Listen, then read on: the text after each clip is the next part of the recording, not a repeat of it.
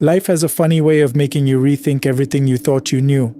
One day you're just a regular person with regular problems, a truck payment you're 3 months behind on, a lower back that starts complaining somewhere around the fifth hour behind the wheel, and then suddenly you're sitting in front of a microphone trying to explain something that, by every logical measure, should not have happened.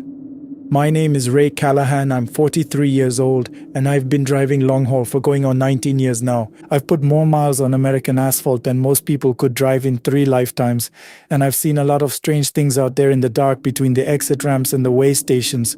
Most of them have explanations: deer crossing at the wrong moment, reflective markers that catch your headlights just right, your own tired brain playing tricks on you after hour 10 when the coffee stops working.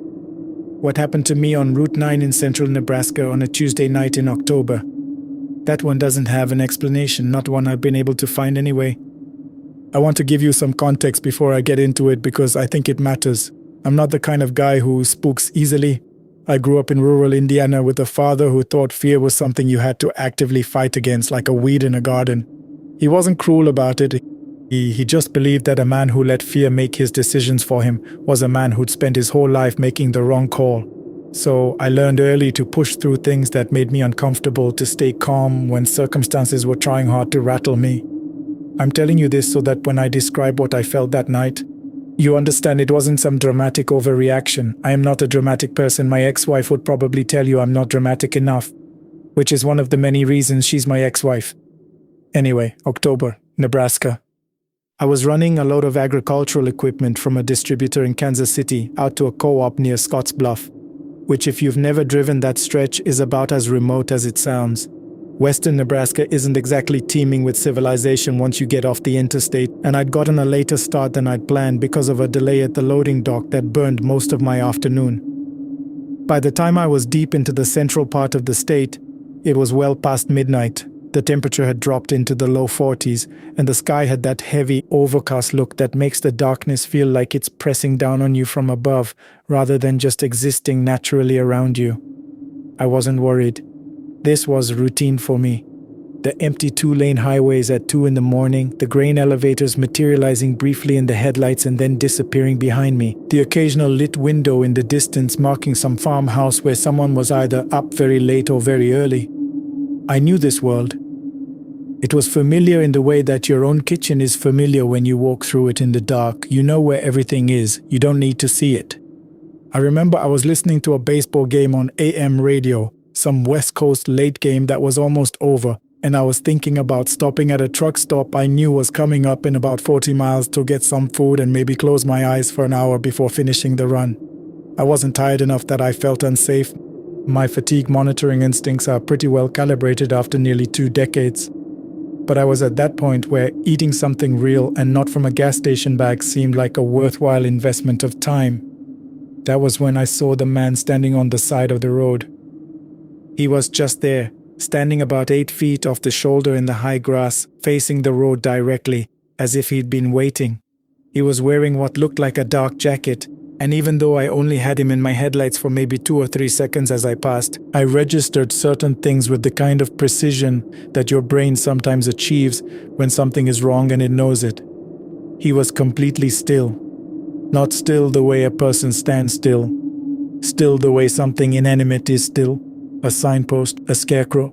And his face, in the half second I had it in full light, was blank in a way I can't quite describe.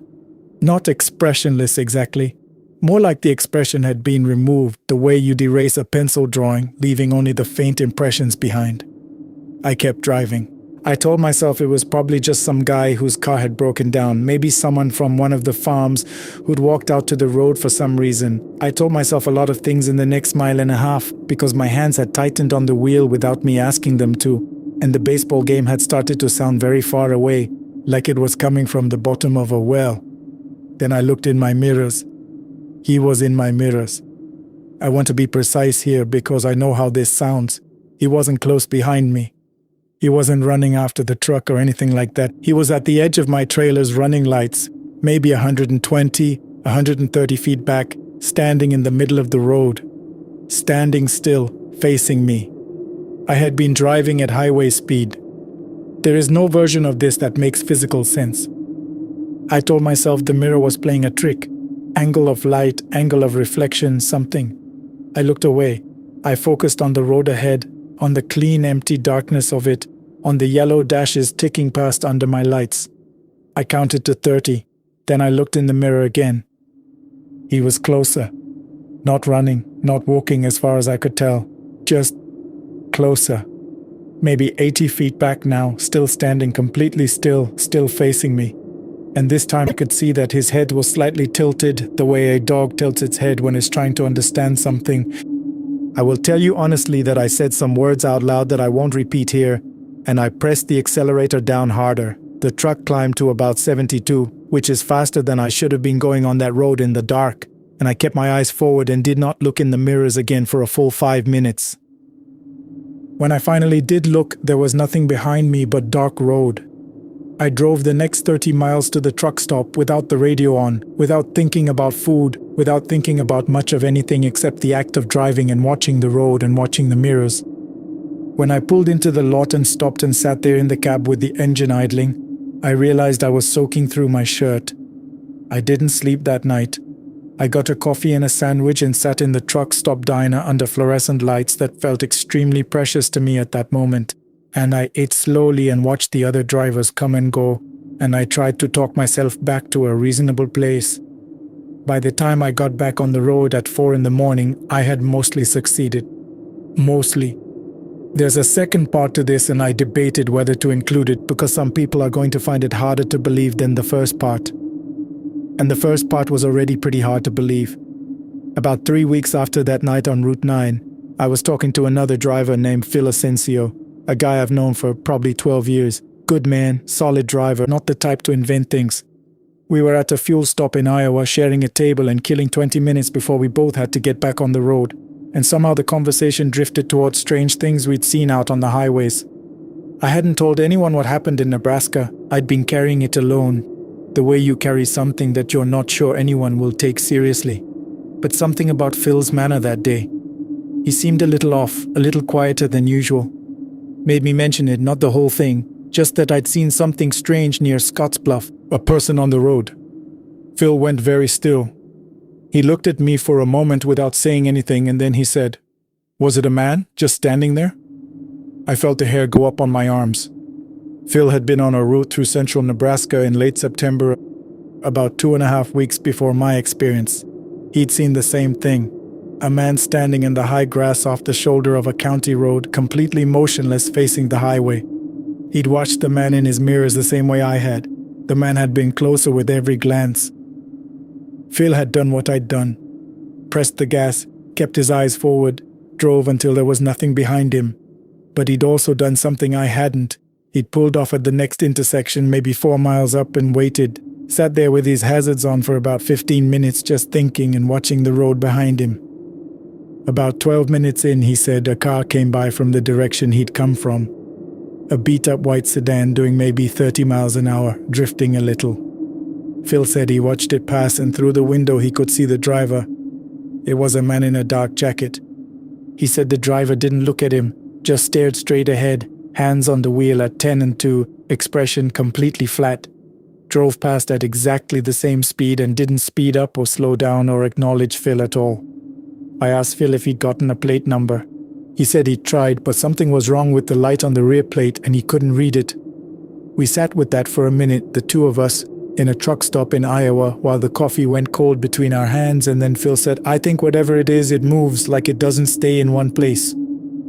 I thought about that for a long time after we went our separate ways.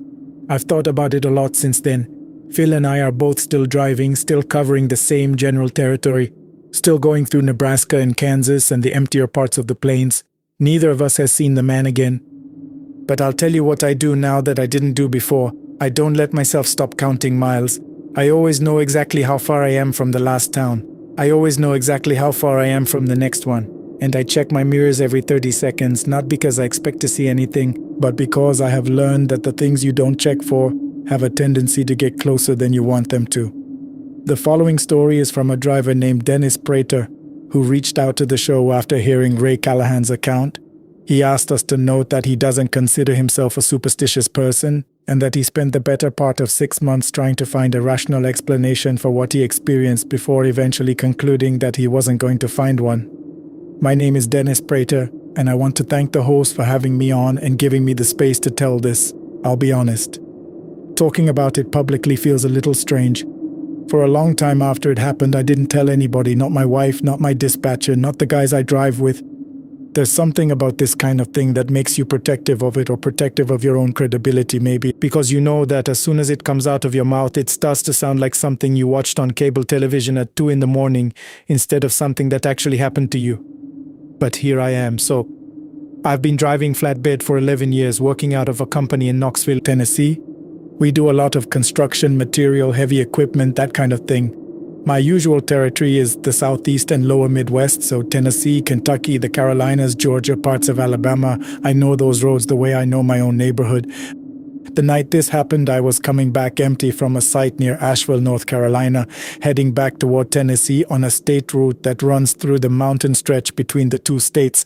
This is one of my least favorite roads in any weather. It's narrow and it winds considerably, and in the dark there's absolutely no margin for error. But I'd driven it probably 60 or 70 times without incident, and it was the most direct route home. It was mid-November, about 11 at night, cold and clear. No other vehicles on the road, which is typical for that stretch at that hour. I had maybe 45 minutes before I'd be off the mountain and back in more forgiving terrain. And I was thinking about that, about home and a warm meal and my own bed, when I noticed that my radio had gone from a country station I'd had on for the last hour to pure static. This happens on mountain roads. The signal bounces around and you lose stations, especially at night. I reached over to find something else, and when I looked back at the road, there was a woman standing in my lane. I hit the brakes hard, much harder than you're supposed to on a mountain curve, and the truck fishtailed slightly before I got it back under control, and by that point I was stopped, my heart going at about twice its normal rate, and she was still there in my headlights, standing maybe 30 feet in front of me, looking directly at me. She appeared to be in her mid-30s, dark hair, pale. Very pale, I noticed even from that distance. Wearing a dress that was completely wrong for the weather. It was a light summer dress, thin material, and it was 40 degrees on that mountain at least. She wasn't shivering. She was just standing there with her arms at her sides and her face turned toward my headlights with an expression that I can only describe as expectant. Like she was waiting for something specific. My first thought was that she'd been in an accident. There are guardrails along that road, but I've seen them fail, and if a car had gone off the edge in one of the curves behind me, I might not have heard it over the engine and the road noise. I rolled down my window and called out to her, asked if she was hurt, asked if she needed help. She didn't respond, didn't move, kept looking at my headlights with that same waiting expression. I called out again louder, and this time she moved, not toward me, not in response to my voice. She just turned her head, very slowly, and looked into the darkness off the right side of the road, and then she took a step toward the edge. "Hey!" I was out of the cab before I'd fully made the decision to be, moving toward her with my hands out. I got within about 15 feet of her before she turned back to look at me, and at that distance, in my headlights, I saw her face clearly for the first time. She didn't look hurt, there were no signs of injury, no blood, no torn clothing, but her eyes. I'm gonna try to be accurate about this. Her eyes looked wrong.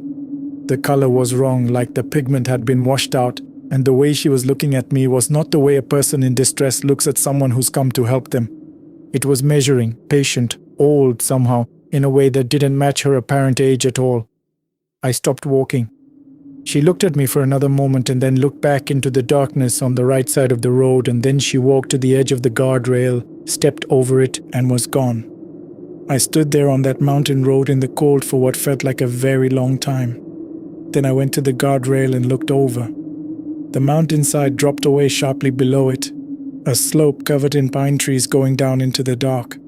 There was no sound, no movement in the trees below, nothing to indicate that anyone had gone over that edge.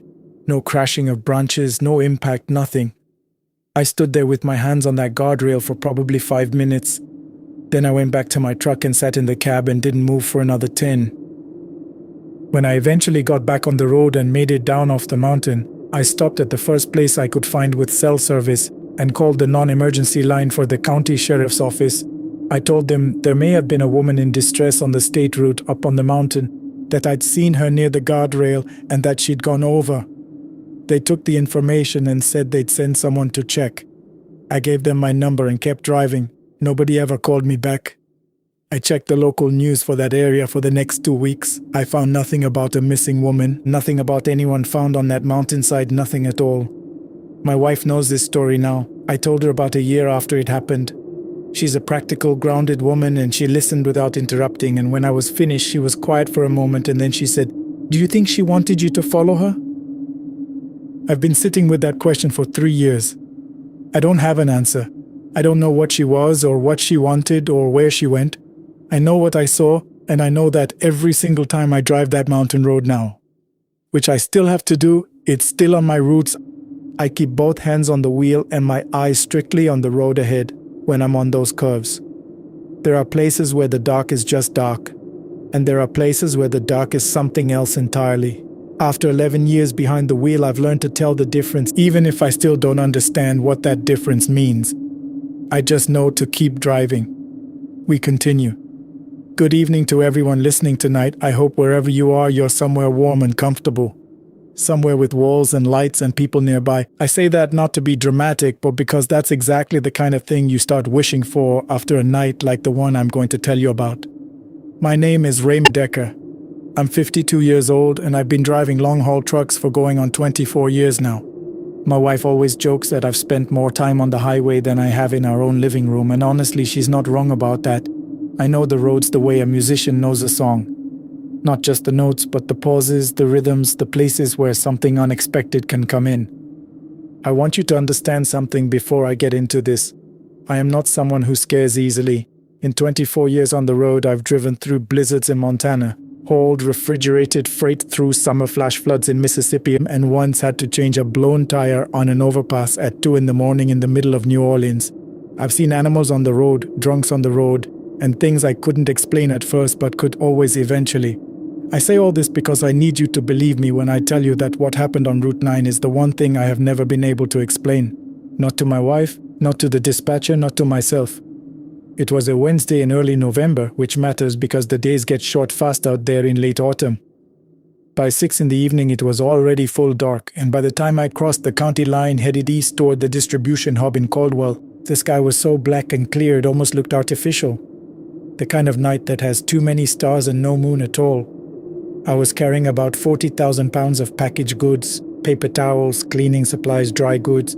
Nothing exotic. My route took me along Route 9, which is a 2-lane state highway that cuts through a stretch of farmland and pine forest for about 60 miles before connecting to the interstate. I know Route 9 well. I've driven it hundreds of times in both directions, in every kind of weather and every kind of light. There are no surprises on Route 9, or so I believed. I'd been on the road since 4 that afternoon, which put me at about 3 hours in when I crossed the area locals call the Hanratty Stretch. About 12 miles of highway that runs alongside an old farm property that's been abandoned for decades. The farmhouse is set back from the road a few hundred feet, and you can see it if you look carefully, just a dark shape behind the tree line. No lights, no sign of life. I've driven past it so many times that I stopped noticing it years ago. That night, for some reason, I noticed it. I don't know what made me look. There was nothing intentional about it. My eyes just moved to the right side of the road and found the farmhouse through a gap in the trees, and what caught my attention was that there was a light on inside, a single window, second floor, glowing faintly yellow. I remember thinking, someone must have finally bought the property. And then I moved on. That was all. About 4 miles past the Hanratty Stretch, I came around a long bend and had to brake hard. There was a vehicle stopped in my lane. Not pulled to the shoulder, but dead center in the road, with its hazard lights blinking. An older sedan, one tail light out. I came to a stop about 30 feet behind it and sat there for a moment watching. The hazards were going, but I couldn't tell if anyone was inside or outside the car. I put on my flashers and climbed out of the cab. I'll be honest with you, I hesitated. Something felt strange about the stillness of the car. Not the stillness of a breakdown, but the stillness of something that had been placed. That's the only word I can use, placed.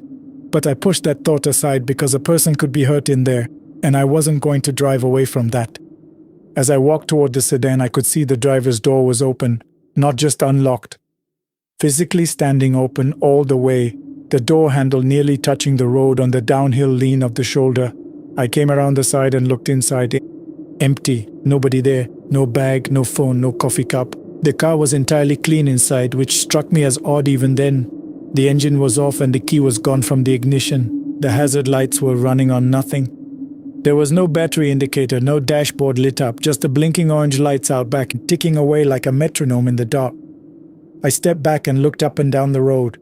No one. The fields on either side were flat and bare. Harvested corn stubble going pale in my headlights. And I could see clearly in both directions for at least a quarter mile, and there was nobody there. No figure walking away, no one in the ditch, nothing. A car had stopped in the middle of the highway and its driver had simply ceased to exist. I called it into 911, gave the location, waited the way they ask you to. The dispatcher sounded bored until I mentioned the battery thing, the hazards running with no power source. And then she got quiet in a way that made me uncomfortable. A state trooper arrived 22 minutes later. He walked around the car the same way I did, looked inside the same way I did, and his face went through almost the same sequence of expressions. He took my statement. He told me these things happen sometimes. People abandon vehicles for all kinds of reasons. He said it with the tone of a man who didn't believe what he was saying. I got back in my truck and started driving. That's where the story should end. A strange thing on a strange night.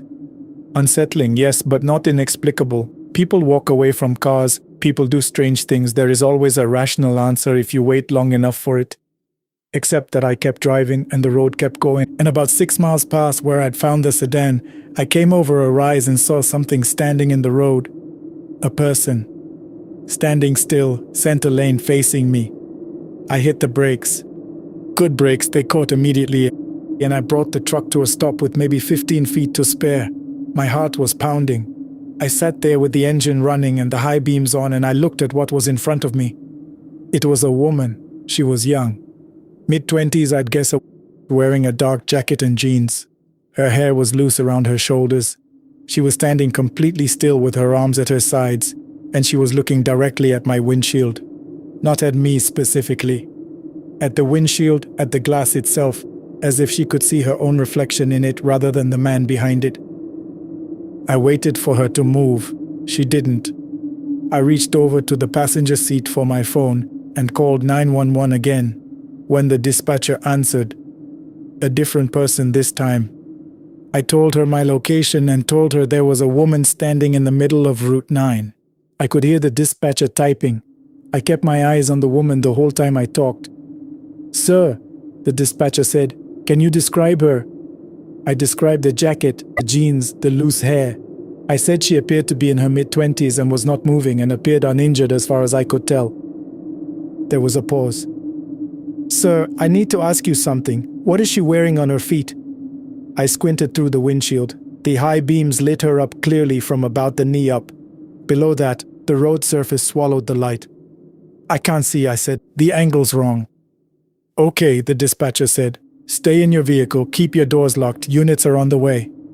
That specific phrasing, stay in your vehicle, keep your doors locked, is not something dispatchers say when someone is having a medical episode in the road. I understood that immediately. Something in her voice told me she knew something about this location, about this road, that she wasn't going to tell me. I've thought about that question many times since. What is she wearing on her feet? And I still don't know what answer she was afraid of hearing. I sat in that cab for 11 minutes. I know because I was watching the clock on the dash the way you watch a clock when there's nothing else to do.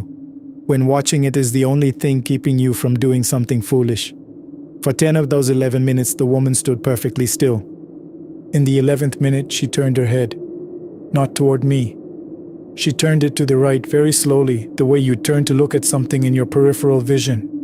She was looking toward the east side of the road, toward a stand of pines that came right up to the shoulder. She looked that way for a long moment, and then she began walking toward the trees. I watched her reach the tree line. I watched her step into it, and then she was gone. The darkness closed behind her, and I was alone on the road with my engine running and my lights pointing at nothing. The trooper arrived 4 minutes after that. I told him everything. He walked to the edge of the tree line with a flashlight and stood there for a while. He didn't go in, When he came back to my window, he wrote something in his pad and then looked at me for a moment before he spoke. "You know what's back in those trees?" he asked. I told him I didn't. "Old cemetery," he said. "Family plot from the Hanratty property. Nobody's been buried there in about 70 years. He waited to see if I'd react. I don't know what my face did. "The abandoned farmhouse?" I said. He nodded slowly. "Used to belong to a family by the name of Hanratty," he said. "Father, mother, 5 kids. Whole family died in a fire out there in 1961. Nobody was ever sure if it was an accident." We were both quiet for a moment. "Did you see the light?" I asked. "In the upstairs window when I passed earlier?" He looked at me for a long time without answering. Then he clicked his pen closed and tucked the notepad away and told me I was free to go. I've driven Route 9 many times since that night. I've passed the Hanratty property in both daylight and dark, and I've looked every single time at that second floor window. I have never seen the light again. I don't know who the woman was or what she was doing on that road or where she went when she walked into those trees. I don't know who was driving the sedan with the impossible hazard lights, and I don't know what answer the 911 dispatcher was afraid I'd give her about a pair of feet she couldn't see. What I do know is this: there are 60 miles on Route 9 that I now drive differently than I used to.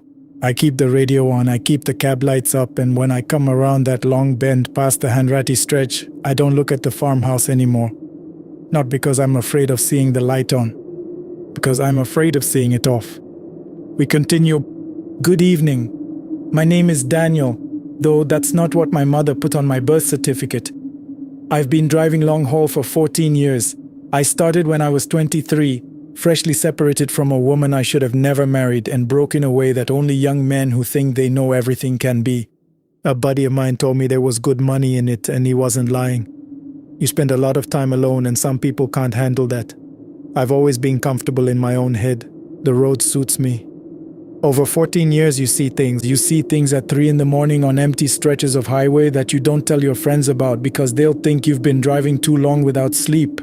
You see things at truck stops, things that don't belong in truck stops. You hear stories in diners from other drivers who look at you with that particular kind of seriousness that only comes from people who know they sound crazy but also know they're not. I have my own stories, more than a few. But the one I want to tell you tonight is different from all the others, and the reason it's different is this. It didn't happen in isolation. It didn't happen at 3 in the morning when I was tired and my eyes were playing tricks. It happened in broad daylight and also in the dark. And there were other people involved, and documents and money, and a moment where a uniformed officer of the law saw something that made the color drain completely out of his face. I'm telling you this 2.5 years after it happened. I've waited this long because I was afraid, and I'm still afraid, though the fear has settled into something I can manage now. It sits behind my sternum like a stone that never fully warms. Before I start, I want to tell you what my life looks like now. I still drive. I have 3 deadbolts on my front door and a dog that doesn't sleep, and I keep my phone in a signal-blocking pouch at night. I know that last part sounds extreme. I know how it sounds. I also know that the people I briefly worked for were able to tell me in exact detail what websites I had visited on a laptop that was connected to a VPN. And they told me this casually, the way you might mention to someone that you noticed they got a haircut. If they could do that, they could do anything. The deadbolts are mostly for my own peace of mind. I don't believe they would actually stop anyone who wanted to come through that door. With that said, let me begin. It was late October. The kind of October that can't make up its mind. Warm enough in the afternoon to drive with the window cracked. Cold enough at night that your breath fogs in the cab. I was working steadily. I own my rig outright.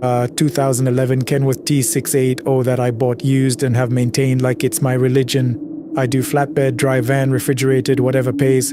I don't work for a carrier. I find my own loads and keep everything I make minus fuel and maintenance and the various fees that come with being your own business. Some drivers don't like the uncertainty of that arrangement. I've always preferred it. The call came on a Tuesday. The number was blocked. I almost didn't answer, but I was sitting at a red light with nothing else to do, so I picked up. The man on the other end introduced himself as Marcus. His voice was measured and professional in a way that felt practiced rather than natural, the voice of someone who had been trained to project calm. He said he represented a logistics company I had never heard of. and he'd gotten my number through a mutual professional contact. He wanted to know if I was available for a specialized delivery job the following weekend. I asked him what kind of load. He said he wasn't able to discuss the specifics of the cargo over the phone, but that it was legal, time-sensitive, and would require a driver with what he called a demonstrated history of discretion. A demonstrated history of discretion, I repeated back to him. What does that mean exactly? It means, Marcus said, that you are known in your industry as someone who does his job and doesn't talk about it. We've done our research. We believe you're the right person for this. I told him I appreciated the compliment, but I needed more information before I committed to anything. He told me the job would involve picking up cargo at a private facility on the Gulf Coast and delivering it to a regional airport inland. He said the drive was approximately 9 hours. He said the pay was $15,000, all of it deposited in advance, wire transfer, before I ever started the engine. $15,000 for a 9-hour drive. I'd been doing this for 14 years. I knew what loads paid. I knew the math. $15,000 for 9 hours was not a logistics rate. It was a secrecy rate. I told him I needed to think about it. He gave me a number and told me to call by Thursday or the offer would go to someone else. Then he hung up without saying goodbye. I sat in that parking lot for a while afterward just thinking. $15,000 would cover the new transmission I'd been putting off and 3 months of insurance and still leave enough over to finally visit my father in Arizona. I thought about all the ways this could go wrong. I thought about the federal minimums for trafficking, for smuggling, for all the categories of cargo that would explain why someone needed a discreet driver at that rate of pay. Then I called my contact, a fleet dispatcher named Charlie who's been in the industry since before I was born, and I asked if he'd ever heard of the company Marcus had mentioned. Charlie was quiet for a moment. Then he said, "I gave your number to a man who called me last week. Said he was looking for independent drivers with clean records and good reputations. I told him about 2 or 3 guys, you included. He asked a lot of questions. Wanted to know if you drank, if you talked much, whether you'd ever had any run-ins with law enforcement. I told him no across the board. Was that wrong of me?" I told him I'd let him know. I called Marcus back that same afternoon and told him I was in, with conditions. I wanted to see the cargo documentation before I agreed to transport anything. I wanted a written contract stating that the load complied with all applicable federal regulations. And I wanted the money deposited by Friday so I could confirm it before I left. Marcus agreed to all of it without hesitation, which worried me almost more than if he'd pushed back. The documentation arrived by email the next morning from an address that belonged to what appeared to be a legitimate environmental research firm. The manifest listed the cargo as scientific instrumentation and temperature-controlled biological specimens research grade. It listed a principal investigator as the point of contact and included what looked like genuine federal research permits. I'm not an expert in this kind of paperwork, but I've hauled enough regulated cargo in my life to know roughly what legitimate documentation looks like, and this looked legitimate. The contract arrived separately. It was thorough and written in legal language that I couldn't fully parse but did manage to read most of. The core of it was simple. I agreed not to disclose the nature of the cargo, the route, the pickup location, the delivery location, or any details of the transport to any third party. There was a penalty clause with a number in it that made my stomach drop. I signed it anyway. I needed that money, and I had talked myself into believing that the documentation was real and the whole thing was just some kind of sensitive research transport that legitimate organizations sometimes needed to move quietly for legitimate reasons. The money hit my account Friday morning. All $15,000. I left before dawn on Saturday. The pickup location was on the Gulf Coast, outside a small town I'm not going to name because I changed all the place names in this account the same way I changed all the personal names. I'll call it Crestwater. It was a coastal town, small, the kind of place that exists to service the fishing industry and not much else. I'd never been there. I found it on the map and noted that the facility Marcus had directed me to was about 2 miles outside the actual town limits, down a private road that wasn't labeled on any mapping application I tried. I arrived at 11:15 at night. The facility was a large metal building with no signage. There were lights on inside, visible at the edges of the loading bay doors. A man was waiting outside, leaning against the wall with his arms crossed. He was heavy-set, maybe 50, wearing a dark jacket despite the warmth. He introduced himself as Roy. He looked at me the way people look at contractors they've hired but don't fully trust, which is a look I'm familiar with. Roy told me to park at the loading dock and come inside to wait. Inside was a small room with a folding table, 2 plastic chairs, and nothing on the walls. Roy indicated the chairs and told me his crew would handle loading and that I should make myself comfortable. He offered me coffee. I accepted. The coffee was terrible. I sat in that room for almost 2 hours. During that time, I heard things from the loading dock area. Not voices mostly, but mechanical sounds. The movement of equipment, something that sounded like it might be a generator running. Once, toward the end of the wait, I heard something else. A sound that I couldn't place immediately, low and rhythmic and strange. And then it stopped, and I told myself it was the equipment. At 1:10 in the morning, Roy came back and told me the load was secured. He walked me back to my truck. The loading bay was empty except for my trailer, and there was no one else visible in the building or the lot. I noticed that the dock doors at the far end were open and facing toward the water. Crestwater was positioned right on the coast, and from where I was standing I could see the black expanse of the Gulf and lights on the water that seemed farther away with each passing moment. Roy put his hand on the trailer doors before I could look at them. "The payload is locked and sealed," he said. "You have the override code in your documentation if a legitimate authority requests access in a genuine emergency. Otherwise the doors stay closed." He paused. "I mean this, Daniel. I'm not being dramatic. The doors stay closed." "You're being pretty dramatic," I told him. He didn't smile. "You'll understand eventually," he said. "Drive safe." The drive out of Crestwater was quiet. I got onto the main highway a little before 2 in the morning. The sky was cloudless and full of stars. About 20 minutes into the drive, I noticed the SUV. It was a dark-colored Suburban or something similar in size and shape, running without its high beams, staying a quarter-mile back. When I slowed, it slowed. When I moved to the right lane, it moved to the right lane. I had spent enough time on empty highways at night to know the difference between a vehicle that was going the same direction as me and a vehicle that was following me, and this was the second kind. I kept driving. I told myself it was Roy's people. Insurance, same as the documentation, same as the contract. They wanted to make sure the load arrived. I decided that as long as I did my job, they were irrelevant. By the time the sun came up, I was deep inland, on a highway cutting through pine forests and flat agricultural land. In daylight, the Suburban was clearly visible. Black, tinted windows, no plates I could read at that distance. I stopped for fuel at a truck stop around 7 in the morning. The Suburban pulled into the far end of the lot and waited. I used the bathroom, got a sandwich and a large coffee, and watched the Suburban through the window of the diner. No one got out. No one got out the entire time I was there. I got back in my truck and kept going. The checkpoint was the part I wasn't expecting. About 40 miles from the airport, on a state highway that had been clear and empty all morning, there were orange cones and portable barriers and 3 marked sheriff's vehicles with their lights going. A deputy in a vest was waving traffic through in single file, stopping every 3rd or 4th vehicle for a spot inspection. I watched this from about a half-mile back as the line of cars crawled forward. My palms were damp. I thought about the documentation. It looked legitimate. It had been created to withstand scrutiny. I told myself it would be fine.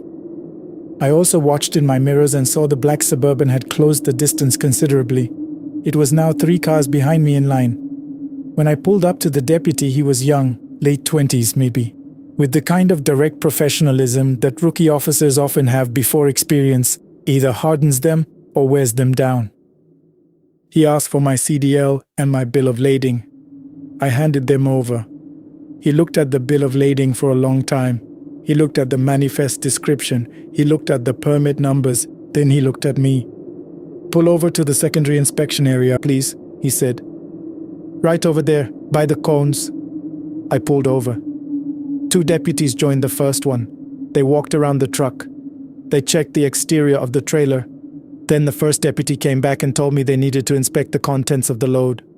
I told him, as calmly as I could, that the cargo documentation included an authorization notice indicating the load was classified research material in federal transit. The deputy looked at the documentation again. "Sir," he said, "this permit is issued by an agency I don't recognize. I need to verify it, and in the meantime I need to see what you're carrying."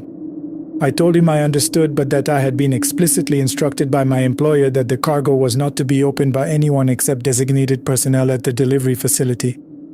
He told me that on a state highway in his jurisdiction, he had the authority to inspect any load he deemed necessary. I was still trying to figure out what to say when I saw, in my peripheral vision, someone walking toward us from the direction of the Suburban. He was tall, mid-40s, I'd guess, with a short grey haircut and the bearing of someone who had spent a long time in the military or law enforcement. He was wearing dark clothing and holding what appeared to be a folded document. He spoke first to one of the other deputies, showed them the document, and then the deputy he'd spoken to immediately walked to the young officer who'd stopped me and said something quietly in his ear. The young officer's face changed. I've tried many times since then to describe exactly what happened to his face. It wasn't fear exactly, it was more like the expression of a person who has just been told something that doesn't fit inside any category of understanding they previously possessed, a kind of restructuring behind the eyes. He took a step back from the trailer, then he looked at the tall man. "I need to make a call," he said. "Of course," the man said. His voice was even, patient, the voice of someone who had done this before and already knew how it would end. The deputy made the call. He walked away from us and spoke quietly for about 3 minutes. When he came back, he wouldn't look at me. "You're free to proceed," he said. He handed me back my paperwork. He waved the other deputies back toward the road. And then he walked to his vehicle and sat down with the door closed and stared straight ahead through the windshield and didn't move. The tall man from the Suburban was already walking back to his vehicle. I don't know what was written on that document. I don't know what the deputy was told during that phone call. What I know is that a uniformed law enforcement officer, in the course of conducting what appeared to be a routine secondary inspection, was told something in 3 minutes or less that made him stand down entirely and stand alone in his vehicle, looking like a man who had just been asked to reconsider everything he thought he understood about his job. I put the truck in gear and drove away. The Suburban followed me the rest of the way to the airport. The delivery took place at a private cargo terminal on the south end of the airfield. I was directed to back into a bay by a woman, 40-ish precise, efficient, who introduced herself only as the receiving coordinator. She thanked me for my time and asked me to wait in a second anteroom while unloading was completed. Through a gap in a partition, I managed to see briefly what was being removed from my trailer. The containers were approximately 6 feet long by 3 feet wide, metallic, with sealed seams that caught the light. There were 8 of them, and each one was loaded onto its own wheeled platform by men in dark coveralls who moved with the seriousness of people handling something irreplaceable. The containers were not labeled with anything visible from where I stood. Each one was trailing a small bundled cable that connected it to what appeared to be a portable power supply mounted on the platform. They were loaded into a waiting aircraft, a large unmarked cargo plane parked well away from the commercial terminals, within 40 minutes. I drove home the same day. I tried not to think about it for the first few weeks.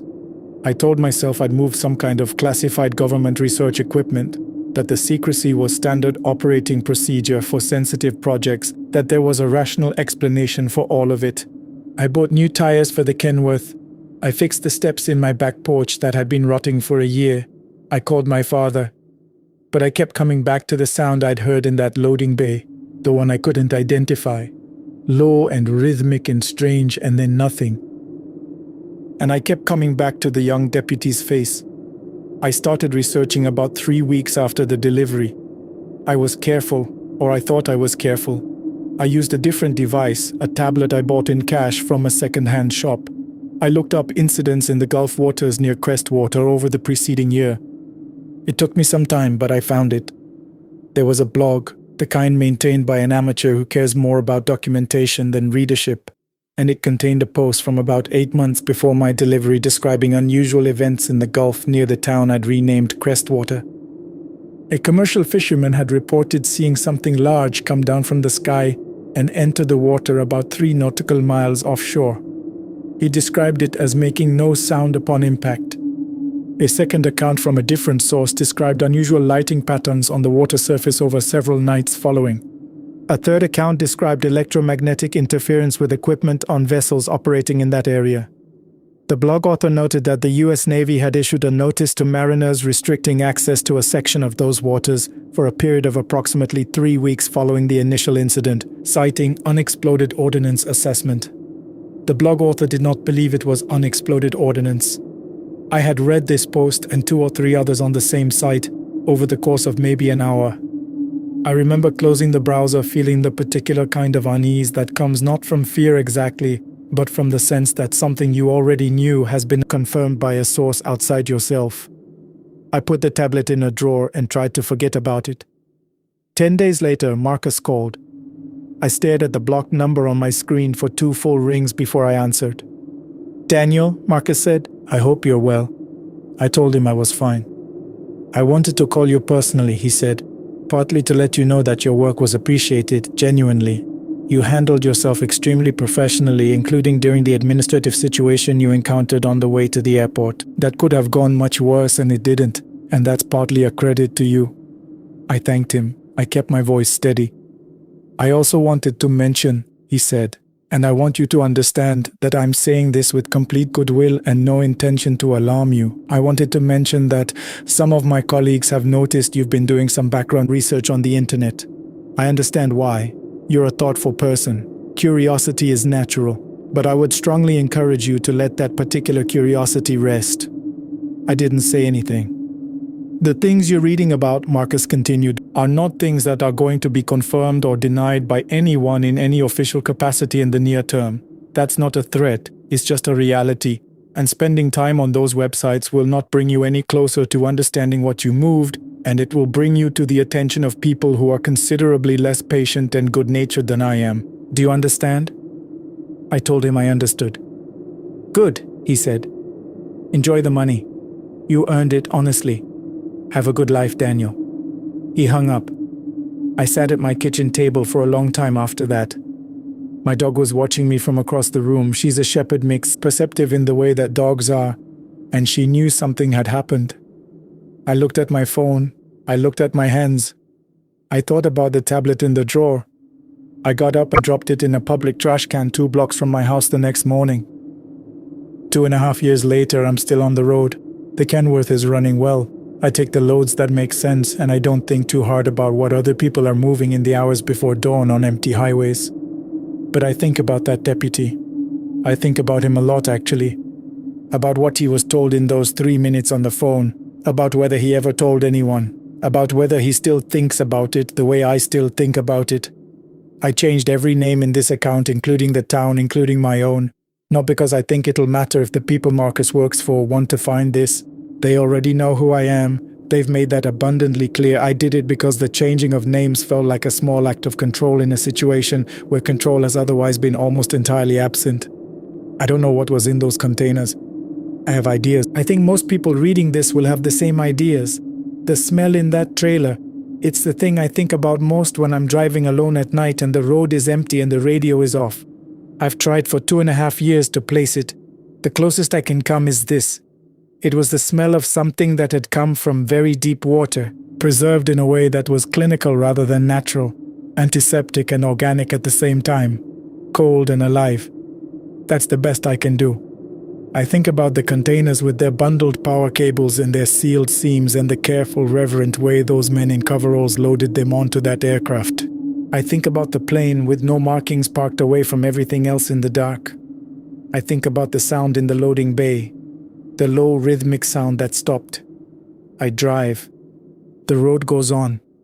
The sky is the same sky it's always been, full of stars when the clouds clear, and I look up at it sometimes when I'm fueling in the middle of the night and I think about how much of what's in it we have never been told and how many men like me have moved things in the dark that they were not permitted to understand.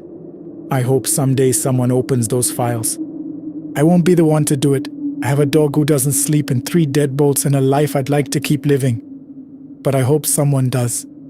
We continue. Good evening. My name is Marcus and I've been driving trucks for going on 15 years now. I want to share something that happened to me about 2 years back. Something I've turned over in my mind almost every night since, trying to find the rational explanation, the clean and simple answer that lets me sleep without the lights on. I haven't found it yet. I haul medical supplies mostly. Surgical equipment, dialysis machines, pharmaceutical shipments. The kind of cargo that hospitals can't wait on. Because of that, a lot of my runs happen at night. The roads are emptier, the deliveries are urgent, and if you've done this long enough, you stop being afraid of the dark and start being afraid of falling asleep in it. Those are two very different fears, and only one of them is reasonable. The run I'm talking about was a late October haul from a distribution warehouse outside of Memphis down to a regional hospital in a town called Delphi, deep in rural Mississippi. About 4 hours on a good night. I'd done the route maybe 6 or 7 times before, so I knew it well. Knew where the road narrowed down to one lane over the old bridge. Knew which gas stations closed at 10. Knew the long stretch of pine forest on Route 12 that blocked cell signal for nearly 20 miles. I left the warehouse just past 11. The sky was the kind of clear that only comes in late fall. All the humidity finally burned out of the air, and the stars were everywhere. I remember thinking, as I pulled onto the interstate, that it was a beautiful night to be alive. I remember thinking that specifically, which is strange because I don't usually think in those terms. I had a coffee in the cup holder and a country station on the radio, and for the first hour everything was perfectly ordinary. It was when I turned off the interstate onto Route 12 that things started to shift. The first thing I noticed was a car on the shoulder, maybe a mile into the pine forest section. Not a breakdown exactly. There were no hazards flashing, no one standing beside it waving for help. It was just a car, a dark blue sedan, sitting half on the grass with the driver's door hanging open. The interior light was on. I slowed down as I passed and tried to get a look inside, but the angle was wrong and then it was behind me. I thought about stopping. I genuinely considered it. But I was carrying insulin pumps and surgical stapling equipment that a hospital was waiting on. And in my experience, abandoned cars on the shoulder at midnight are more often drunk drivers who wandered into the woods to relieve themselves than people who need rescuing. I kept going. About 3 miles further, I saw him. He was walking along the shoulder, facing traffic, the way you're supposed to. He was wearing scrubs. The light blue kind, the color of hospital walls. And a lanyard with a badge on it, though I couldn't read it at that distance. He had no bag, no jacket, nothing. Just a man in scrubs walking alone in the Mississippi pines at midnight. I pulled over. I don't always pick people up. I used to more when I was younger, but I've gotten more cautious over the years. My wife says I trust too easily, which is funny because she also says I'm one of the most suspicious people she knows. Maybe both things are true, but something about this man, the scrubs, the total absence of anything threatening, the way he was walking with his head down like a man carrying something heavy, made me pull over without thinking twice. He came to the passenger window and I rolled it down. He was in his mid-40s, I'd say. Dark skin, salt and pepper stubble, eyes that were exhausted in a way that went beyond just being tired. He had a small cut above his left eyebrow that had dried over, a thin brown line. He looked at me the way people look at you when they've been waiting a long time for something and aren't sure they deserve to receive it. "You heading south?" he asked. "Delphi Regional," I said, "delivering supplies." He nodded slowly. "I know Delphi Regional. I work there." He glanced back down the road in the direction he'd come from. "My car gave out on me. I've been walking for a while." "Get in," I said. His name was Dr. Edwin Galt. He was an emergency physician, and he told me this with a quiet lack of pride, the way people state their occupation when they're too tired to perform it. He settled into the passenger seat and buckled his seatbelt with the automatic efficiency of someone who'd done it 1,000 times without thinking. "What happened to your car?" I asked. "I'm not entirely sure," he said. "I was driving and then I wasn't." I thought that was an odd way to put it, but people who've been in some kind of accident, or near accident, often describe it that way. The event so sudden and disorienting that the before and after can't quite connect in memory. "That cut above your eye," I said. "You want me to—" "It's fine," he said quickly. "I've had worse." I believed him. He was an emergency room doctor after all. We drove in silence for a few miles. The pines pressed in close on both sides, and the road ahead existed only in whatever the headlights were willing to illuminate. I turned the radio down. It felt appropriate. "You ever lose anyone?" he asked out of nowhere. I looked at him for a second, then back at the road. "What do you mean?" "In your work, driving, someone you were responsible for." I thought about answering carefully. I thought about deflecting, but something about the way he asked, not invasively, not like he was prying, but like he genuinely needed to know he wasn't alone in something, made me answer honestly. "My son," I said. The word sat in the cab like a stone dropped into still water. "He was 19, I continued, and I don't know why I kept going, but I did. He used to ride with me sometimes on summer breaks when he was younger. Loved it. Said the road made him feel free. When he was old enough, he started driving himself. Long trips, alone, which I hated. I told him 100 times about fatigue, about not pushing through when you should stop." I paused. "He fell asleep at the wheel on I-40, 3 years ago, November." Dr. Galt was quiet for a long moment. "Daniel," he said. My hands tightened on the wheel, my throat closed. "What did you say?" "That was his name," he said very gently. "Daniel." The radio, which I turned low but not off, shifted then. The country station bleeding out, replaced by static, and then very clearly a song I hadn't heard in years. A song Daniel used to play constantly his last summer home, some independent folk artist nobody else knew. The kind of music that made me pretend not to like it because that was easier than admitting my son had better taste than I did. "How do you know his name?" My voice came out very quiet. "I was working the night he came in," Galt said. "I remember every face. You don't forget the ones you lose no matter how many years go by. He came in at 2:17 in the morning. We worked on him for 40 minutes. He looked out the window at the trees. He talked near the end, when there were lucid moments. He asked if someone could call his dad. Said he'd been doing something stupid and he needed to say sorry." He paused. "He was sorry he hadn't listened about pulling over when he was tired." I was crying. I'm not ashamed to say it. I didn't make a sound, but the tears came and I let them, because what else do you do with something like that? "He said sorry?" I asked. "He said sorry," Dr. Galt confirmed, "and he said he loved you.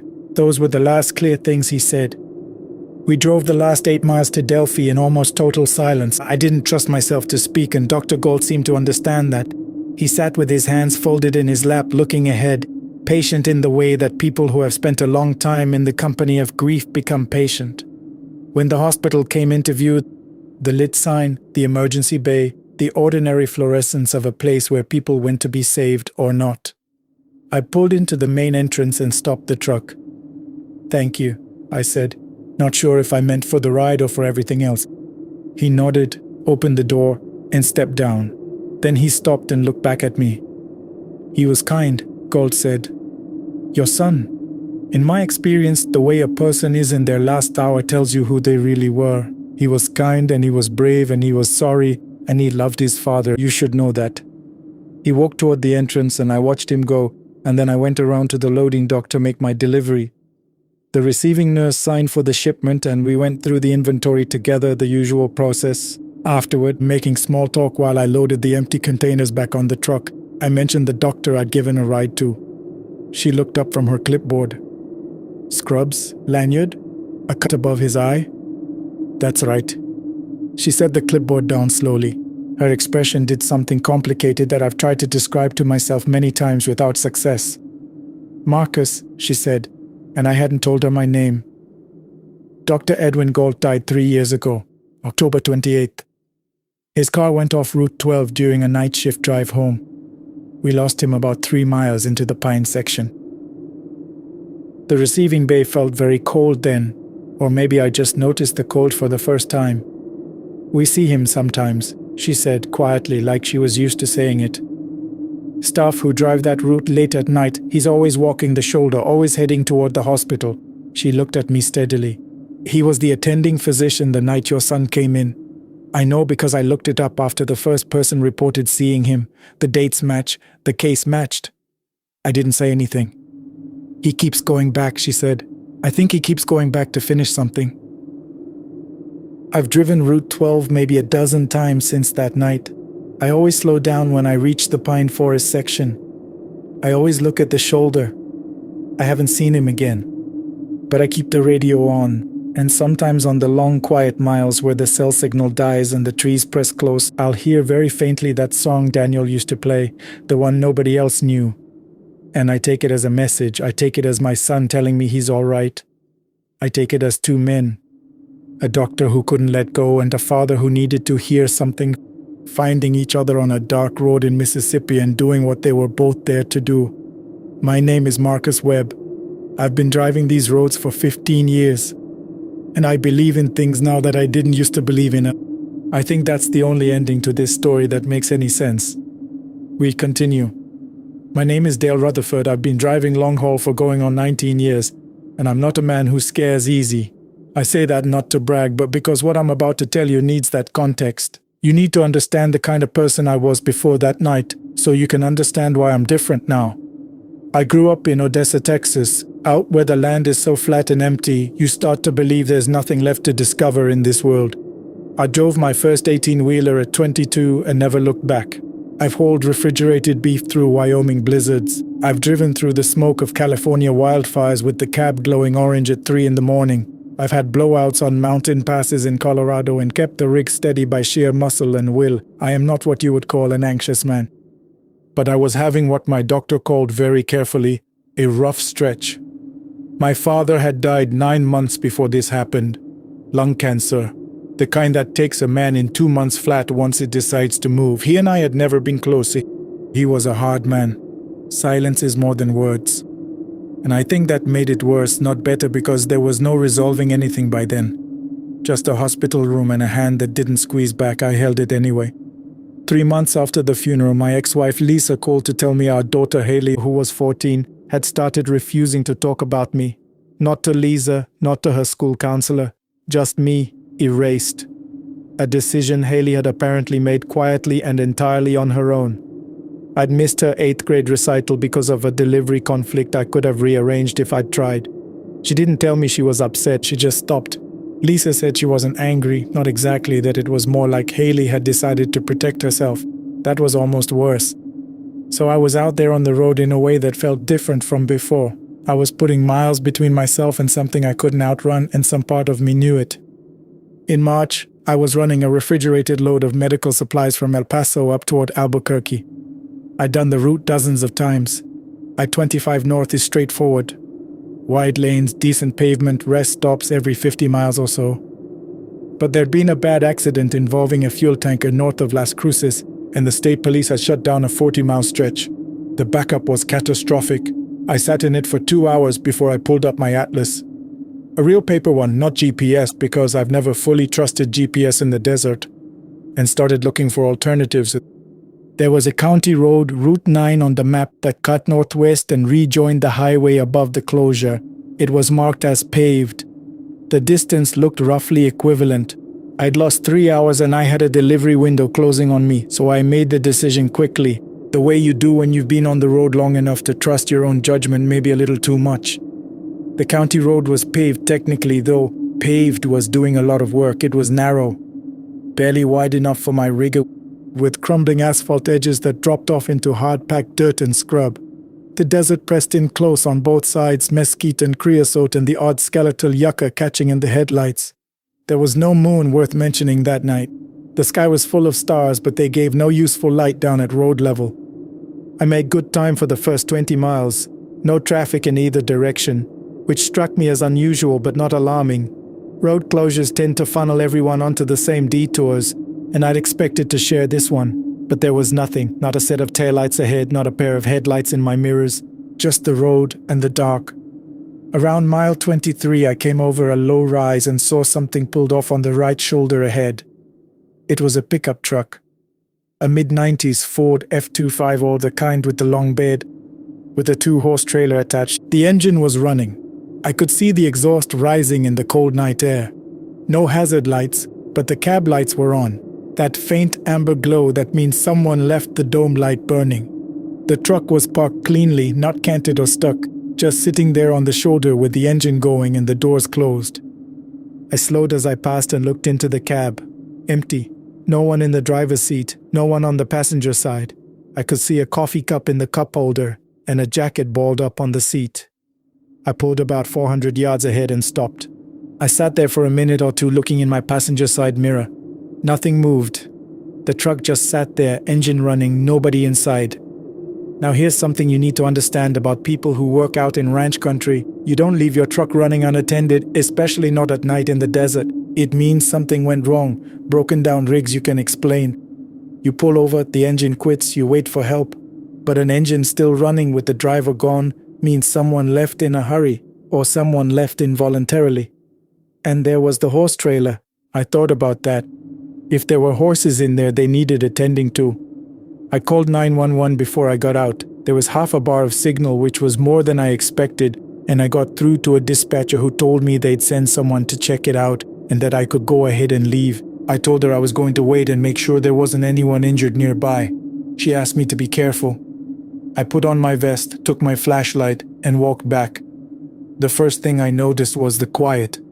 I've been in quiet places before, rest stops at 4 in the morning, staging lots in the middle of nowhere. But this was a different quality of quiet. The engine of the Ford was running and I could hear it fine, but beyond that there was nothing. Not a coyote, not a cricket, not the sound of wind in the creosote. The desert at night usually has a voice. This didn't.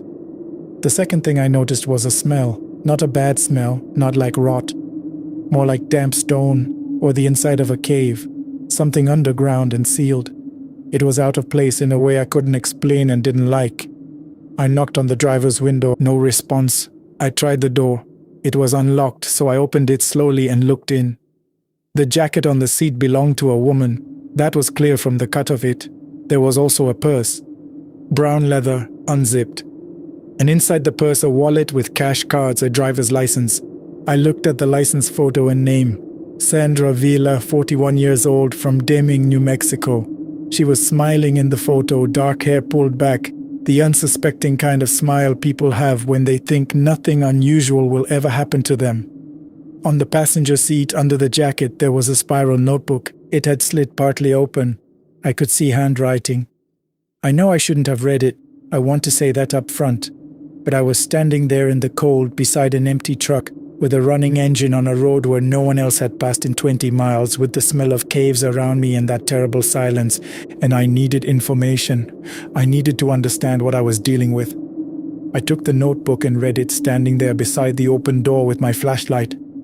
It was a journal, not a diary exactly. More like entries she'd written to herself. Some dated, some not.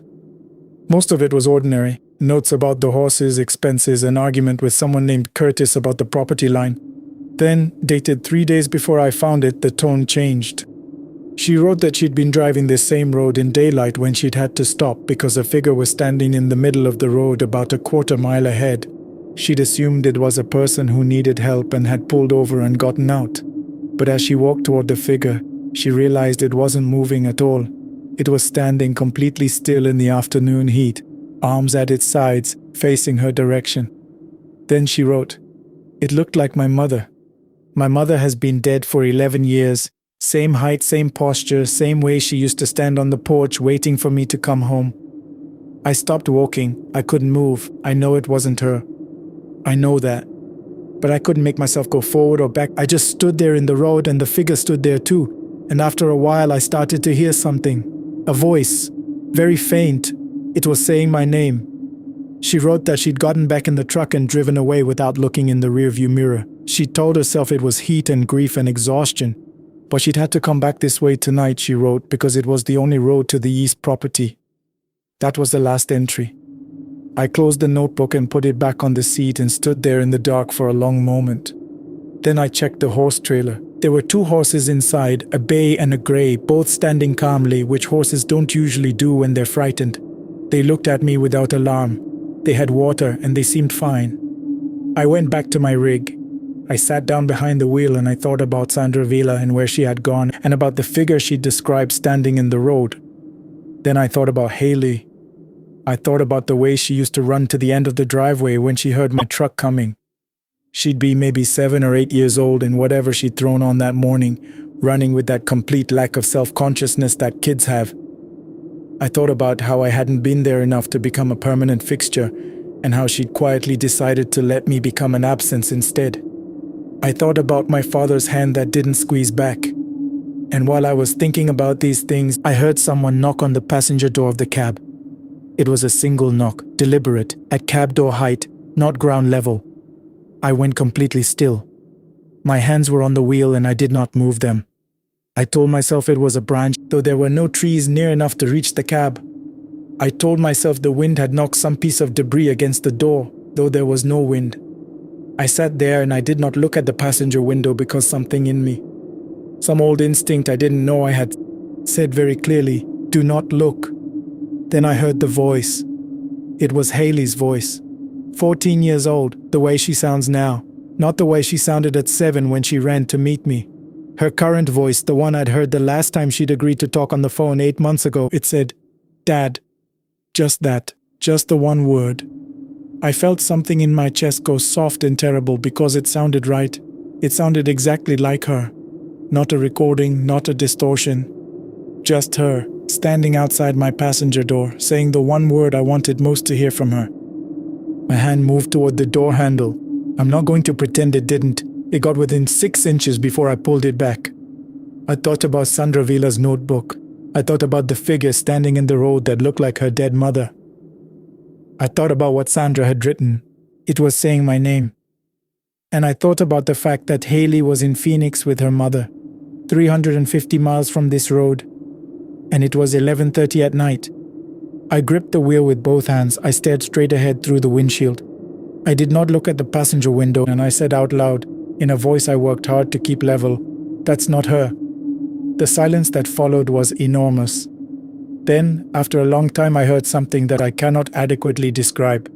It was the sound of the silence changing, like a pressure in the air releasing, like whatever had been holding its breath outside my door had decided to breathe out and move on. The smell of damp stone faded. Out in the dark somewhere, a coyote called. The first sound from the desert in what felt like hours. I sat there until 3 in the morning. I didn't sleep. The horses in Sandra's trailer were quiet. A half-mile behind me I could still see the faint amber glow of her cab dome light. Nothing else came to the door. At 3:15 I started the engine and drove. I didn't look back. Within 2 miles I picked up a full 4 bars of signal. The road broadened slightly, and at mile 31 I hit a junction with a state highway, well lit and marked. There was a truck stop a mile up, open, fluorescent and ordinary and beautiful in the way that ordinary things become beautiful when you've been frightened. I called 911 again from the parking lot. This time I gave them the mile marker where I'd found the Ford and trailer. 2 officers arrived in under 20 minutes and I rode with them back down Route 9. The horse trailer and the truck were gone. Not abandoned somewhere else. Gone. The shoulder where they'd been parked showed no tire tracks I could identify in the dark. The officers shone their light up and down the road and found nothing. One of them asked me twice if I was certain of the location. I was certain. I'd marked the milepost in my head when I'd first passed. 23.4. They took my statement and my contact information, and one of them mentioned, with practiced neutrality, that they responded to calls on this road a few times a year. People reporting things on the shoulder, vehicles that weren't there when they arrived. He said it the way someone says a thing they've given up trying to explain. I completed my delivery 4 hours late and took the penalty on my load contract without argument. Back home, I spent a week trying to find Sandra Vila of Deming, New Mexico. There are not that many people with that name in that town, and the one I found, the woman in her mid-50s with a Facebook page, had photos of herself very much alive in her garden at a birthday party for what appeared to be a grandchild. She did match the driver's license photo. I messaged her anyway. She replied promptly and kindly that she'd never owned horses and hadn't driven Route 9 in years and hoped I found who I was looking for.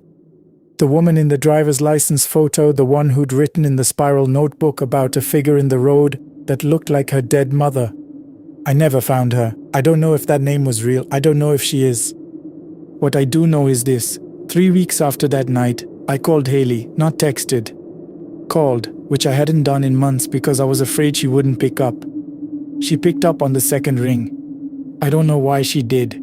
I don't know what changed. We talked for 45 minutes. It wasn't easy and it wasn't repaired. Things that broken don't repair in a single call. But she talked to me. She said my name. She said Dad. And I want to be clear about something. That was her voice on the phone. I know the difference now. I know what the real thing sounds like. I go out of my way to avoid Route 9. I've rerouted myself as many as 60 miles to stay off that road. People at the depot think I'm superstitious, and I let them think it. Some things you don't need other people to believe, you just need to have been there. There is something on that road that knows what you're waiting to hear. It has been there a long time, I think, much longer than roads or trucks or GPS systems or any of us. It waits at the edge of the asphalt for people who are lonely and exhausted and sad, and it speaks to them in the voices of the people they have lost or are losing. The only thing I know how to say about how I survived it is this. When you are out there alone in the dark, and something speaks to you in a voice that sounds like love, be very, very careful about opening the door. We continue. My name is Dennis Calloway, and I've been meaning to write this down for years. I've listened to programs like this one from the cab of my truck more times than I can count. Long stretches of highway at 2 a.m. with nothing but static and the yellow lines disappearing under my headlights. I always told myself that one day I'd send in my own story. The problem is that I'm not much of a writer. I'm a man who drove trucks for 31 years. I know how to read weather, read road conditions, read the face of a dispatcher who's about to tell you bad news. Words on a page are a different matter entirely. But I'm retired now. My knees are shot, my lower back reminds me every morning that I spent 3 decades hunched over a steering wheel, and my daughter keeps telling me I need a hobby. So here I am, trying to put into words something that happened to me on a Tuesday in October, somewhere between Amarillo and Lubbock, Texas, on a stretch of US 87 that I've driven so many times I could do it with my eyes closed. I won't say I'm a superstitious man. I've seen things on the road that other people might call impossible. I've watched a wall of dust the color of rust come rolling across the panhandle like the end of the world. I've driven through fog so thick I couldn't see the hood of my own truck. I once came around a bend in rural Kentucky at 3 a.m. and found a full-grown bull standing in the middle of the lane, just staring at me with those flat black eyes. The road does strange things to your mind. I've always believed that most of what people call supernatural has a rational explanation if you look hard enough. After what happened with the Hartley family's furniture, I'm not so sure anymore. It was the fall of 2009. I was 52 years old, working for a regional carrier out of Amarillo called Pecos Freight. Good company, solid routes, decent pay. I'd been with them for 11 years at that point. The owner, a square-jawed man named Gary Pecos. Yes, that was his actual name.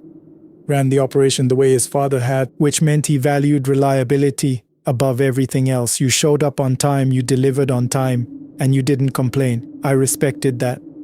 My personal life at that time was complicated, which is a polite way of saying it was a slow-motion disaster. My wife Carol and I had separated 8 months earlier. We hadn't filed the paperwork yet, but the marriage was over in every way that mattered. We had 2 kids. Marcus, who was 19 and already more or less out of the house, and Lily, who was 15 and living with her mother. I was renting a room above a laundromat in Amarillo. It smelled like dryer sheets and regret, if you'll forgive the expression. I don't mention all of this to complain. I mention it because I think it's relevant to what happened later. The state of a man's mind has everything to do with what he sees and what he doesn't see. The job came in on a Monday morning. Private moving work wasn't unusual for us. Gary took the contracts when they came in, mostly for long-haul clients who needed point-to-point service rather than a full commercial moving company. This particular client was a woman named Eleanor Hartley. She was relocating from her property outside Claude, Texas, a small town about an hour east of Amarillo, to a smaller house she'd purchased in Lubbock, where her sister lived. Gary gave me the address and the manifest. Furniture, boxes, appliances, standard stuff. He mentioned that the client had one unusual request, which he conveyed with the kind of mild discomfort that meant he'd already been on the phone with her for longer than he wanted. She wants the load split into 2 trips, Gary said, sliding the paperwork across his desk. How much is there? Standard 1 bedroom's worth, plus some overflow from a second room. You could do it in 1 trip easy. So why 2? Gary rubbed the back of his neck. She's got something she wants handled separately. An old armoire. Family piece, apparently. She doesn't want it loaded with anything else. Wants it wrapped and transported on its own, lying flat on a padded surface. I told him that seemed like an expensive way to move a piece of furniture, even an antique. Gary shrugged and said Eleanor Hartley wasn't worried about the expense. She'd offered a rate that was more than double the standard, which was why he was telling me instead of turning her down. I said I understood. Double rate for 2 trips was still better than most days I put in. I drove out to the property in Claude the following morning. It was a dry, bright Tuesday, the kind of October day in the Panhandle that feels like summer is still putting up a fight. The Hartley property was set back from the road at the end of a long gravel driveway, surrounded by flat land and a few scrubby mesquite trees. The house itself was old. Late 1800s construction, I guess, with a deep front porch and faded white paint that had seen better decades. Eleanor Hartley met me at the door. She was a small woman, probably in her late 70s, with white hair pinned back and eyes the color of weak coffee. She was polite, precise in her directions, and clearly in possession of all her faculties. There was nothing confused or elderly about her manner. She handed me a list of the items to be loaded and walked me through the house, pointing to what was going where. Everything in the main rooms was ordinary enough: beds, dressers, boxes of kitchen items, a worn sofa, a floor lamp with a crooked shade.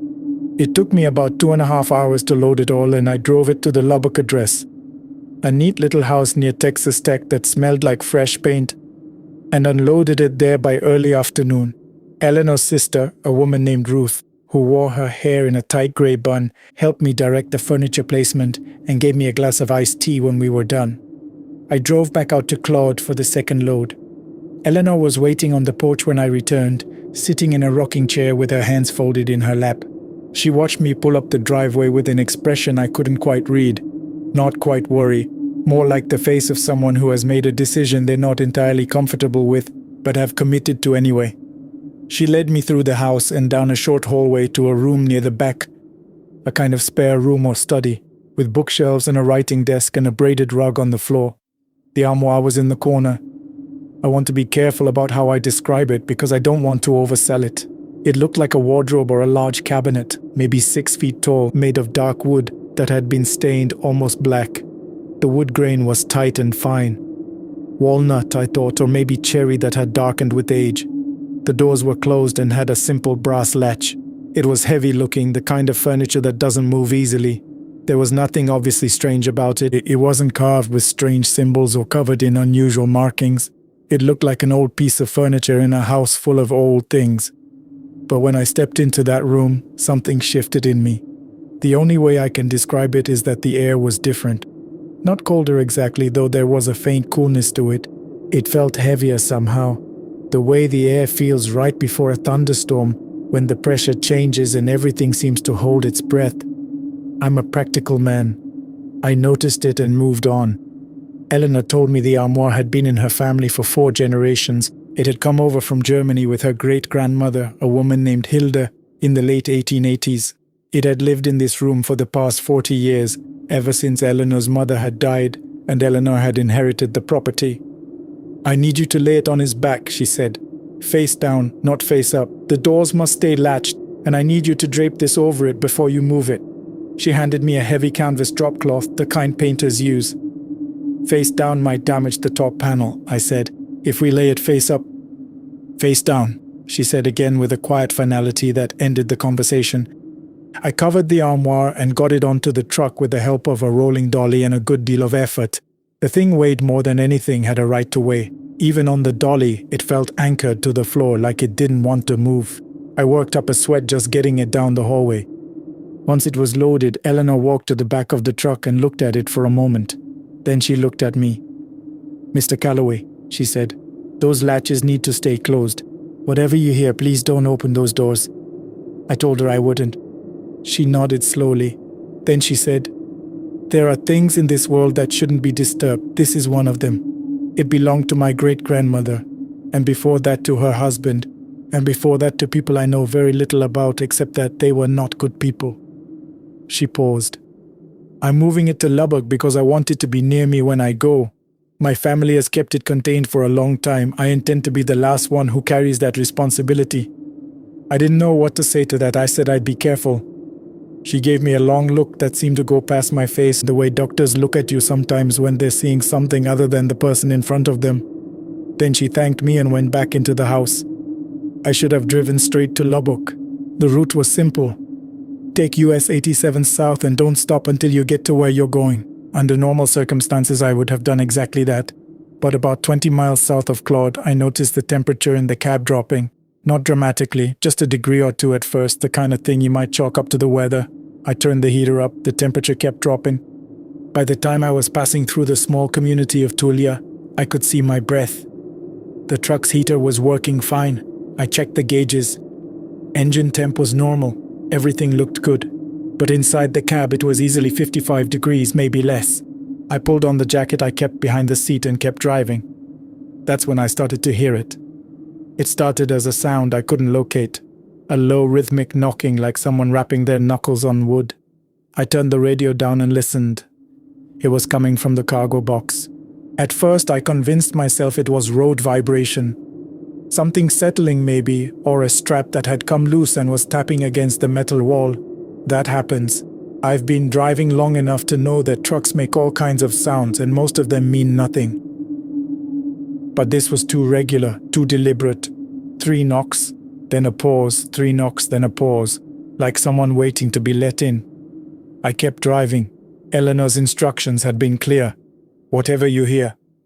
The knocking continued for about 10 minutes and then stopped. I exhaled slowly and relaxed my grip on the wheel. Maybe that was all it was going to be. Then the smell hit me. I'm going to try to describe this accurately because it's important. It wasn't a rotting smell or a chemical smell. It was sweet in a way that was deeply wrong, like flowers that have been left in stagnant water for too long, or incense burning in a room where something has died. It came in waves, filling the cab and then fading, and each wave was stronger than the last. I cracked the window. Fresh air and the smell of Texas highway in October, diesel, dry grass, a distant cattle operation somewhere to the west. I breathed that in and tried to hold on to it. When I rolled the window up, the sweet smell returned immediately. By the time I crossed into Hale County, the knocking had started again. This time it was louder, and the pattern had changed. It wasn't a 3-knock sequence anymore. It was a slow, heavy pounding, as if something was throwing its weight against the inside of the cargo box. The whole truck shuddered with it. I told myself it was the armoire shifting. Told myself a piece of furniture that heavy, hitting the metal floor of the cargo box at highway speed. That would sound pretty dramatic. Told myself that right up until I felt the vibration through the seat and realized that what I was feeling didn't match the sound. The sound was coming from the front of the cargo box right behind the cab. The vibration was different. It was lower. I've been on roads that had bad washboard sections. I've driven across railroad tracks without slowing down. I know the difference between the road doing something to the truck and the truck doing something to itself. I should have kept driving. I know that now. I know it the same way I know you shouldn't touch a downed power line or go back into a burning building for something you left behind. You know it in your bones. And still I pulled off the highway at the next exit and stopped. There was a gas station there closed with a hand-lettered sign in the window and weeds growing up through the concrete of the lot. I parked and sat with the engine running for a moment, telling myself I was going to check the tie-downs, that was all. Make sure nothing had come loose. I'd look at the straps holding the armoire in place, tighten anything that needed tightening, and get back on the road. I wouldn't open the armoire. I wouldn't do anything Eleanor had told me not to do. I got out of the cab. The afternoon had gone grey while I was driving. A flat, even overcast that had crept in from the north without me noticing. The temperature outside was mild, maybe 65 degrees. But when I walked around to the back of the truck and opened the cargo doors, a wave of cold air hit me like stepping into a walk-in freezer. The sweet smell was stronger now, much stronger. I pulled the collar of my jacket up around my neck and climbed in. The armoire was where I'd left it, lying face down on the padded floor of the cargo box, strapped down with 4 ratchet straps. Everything looked secure. The canvas drop cloth was still draped over it. The brass latches were closed. I stood there for a moment, not moving. It was very quiet. The distant sound of a truck passing on the highway, the wind against the metal walls of the cargo box, nothing else. Then I heard it, from inside the armoire. Not a knocking this time, a voice. I know how that sounds. I know exactly how that sounds, which is why I waited 20 years to tell anyone this. I'm not a person who hears voices. I've never had a mental illness, never had a head injury, never been on medication that might cause that kind of thing. I had 1 drink the night before, 1 beer with dinner, and I'd had 4 hours of sleep, which was above average for me in those days. I was tired and I was stressed about the divorce, and I was standing in the back of a truck outside a closed gas station in Hale County, Texas, and I heard a voice coming from inside a latched wooden armoire. It didn't call my name. It didn't say anything I could understand. It was low and steady, and it rose and fell in a cadence that sounded almost like speech. The way someone sounds when you're standing outside a closed door and you can hear them talking on the phone but you can't make out the words. It sounded like a woman's voice. It sounded. And this is the part that bothered me the most then and now, and it sounded calm. I took 2 steps toward it. I don't know why. That's the honest answer. Eleanor had told me not to open the doors and I'd agreed, and some part of my brain was still saying that very clearly. But something else was pulling me forward. I can only describe it as curiosity mixed with something that wasn't quite compulsion. The same thing that makes you slow down at an accident even when you don't want to look. The same thing that keeps your hand moving toward a stove burner even when you know it's hot. My hand was 6 inches from the brass latch when I stopped. I stopped because the voice stopped. Everything went silent, the kind of silence that has a texture to it that presses against your ears. I stood there with my hand in the air, and the silence continued, and then something happened that I have never been able to explain to my own satisfaction. The canvas drop cloth moved. Not much. A ripple like a breath of air passing under it, traveling from one end of the armoire to the other. There was no air moving in the cargo box. The doors behind me were open, but the air was still. I lowered my hand. "I'm not going to open it," I said out loud to the armoire, to whatever was in it. I felt foolish saying it, but it seemed important to say. "I don't know what you are. I don't know what you want. But I'm going to put those doors up and I'm going to drive to Lubbock and I'm going to deliver you to Eleanor, and that's it. That's all I'm going to do." The silence continued. The drop cloth was still. I climbed out of the cargo box and closed the doors. The rest of the drive was not comfortable, but it was manageable. The knocking started up again about 10 minutes later, but quieter this time, and the sweet smell faded to something I could almost ignore. The temperature in the cab stayed cold for another 20 miles or so, then gradually returned to normal. By the time I hit the outskirts of Lubbock, everything felt ordinary again. Road noise, the radio turned low, the last of the afternoon light coming in from the west. Ruth met me at the Lubbock house. She was alone, Eleanor having stayed behind in Claude for one more night.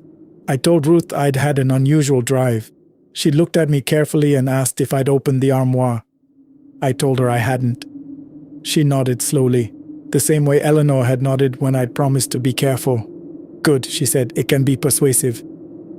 I didn't ask her to explain that. I've turned it over in my mind many times since, and I'm not sure I want to know what she meant by it. What I understood from it was that I wasn't the first person to have trouble on the drive, maybe not even the first person to almost open those doors. Ruth called her neighbor, a young man named Todd, who helped me unload the armoire. It was just as heavy coming off the truck as it had been going on, and it took both of us and the dolly to get it into the back room Eleanor had specified. A small room with no windows, just a single bulb on a pull chain. Ruth placed it against the far wall and latched the room's door, and that was that. She paid me for both loads and gave me another glass of iced tea. We sat on the back porch for a few minutes while I recovered from the exertion. I asked her as carefully as I could what the armoire was, where it had really come from. Ruth was quiet for a moment. She set her glass down on the porch rail and looked out at the backyard. A small square of brown grass and a single pecan tree going bare with the season. "Our great-grandmother brought it from a small town in Bavaria," she said. "She'd bought it from an estate sale. The family who'd owned it before had a bad reputation in the town. Our great-grandmother didn't know that when she bought it. By the time she understood, she felt responsible for it. That's how it's always been in our family. The person who takes possession of it takes on the responsibility." "What's inside it?" I asked. She picked up her glass. "Nothing you'd want to see," she said. "Nothing you'd want to carry." I've thought about that a great deal over the years. What she said and what it meant. I've thought about the voice I heard and whether I would have been better or worse off if I'd opened those doors and found out for certain what was in there. Maybe nothing. Maybe something I would have spent the rest of my life wishing I could unsee.